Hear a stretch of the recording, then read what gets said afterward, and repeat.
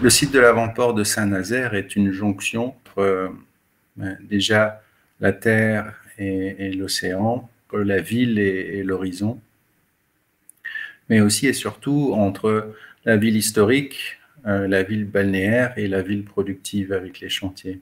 Cet aspect ville productive était tout aussi intéressant que la partie balnéaire pour nous, tant on sait aujourd'hui à quel point les moyens de production disparaissent de nos sociétés. Le site de l'avant-port est aussi le lieu de passage de cargos et de paquebots. Donc dans l'avant-port, il y a une plage et puis un môle qui est construit avec une architecture portuaire. Et cette architecture portuaire était importante pour nous et a été un modèle pour la construction des sculptures au niveau du système de briquetage qu'on a utilisé et du calpinage.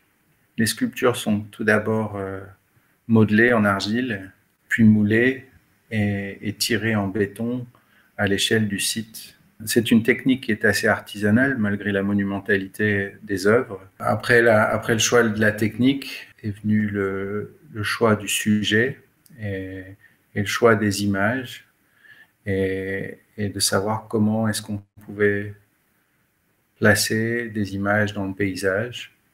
Et nous avons écrit cette petite phrase, cette petite narration de 3 images qui aussi compose le titre de l'œuvre et qui est le pied, le pull ovaire et le système digestif.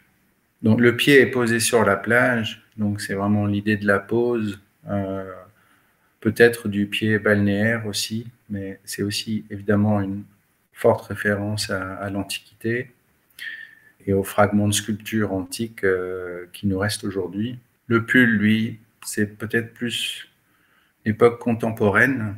C'est aussi l'ornement en sculpture avec les torsades, mais c'est aussi l'idée de la mode.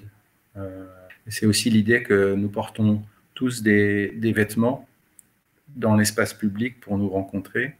Ce système digestif qui est une chose qu'on ne voit pas, qu'on ne montre pas dans nos sociétés, mais qui est aussi, je ne sais pas, peut-être à l'image d'un outil de production ou d'un système de recyclage, d'un outil à penser, et qui est une chose qui est aussi formellement très très organique et torsadée et assez maritime en fait aussi.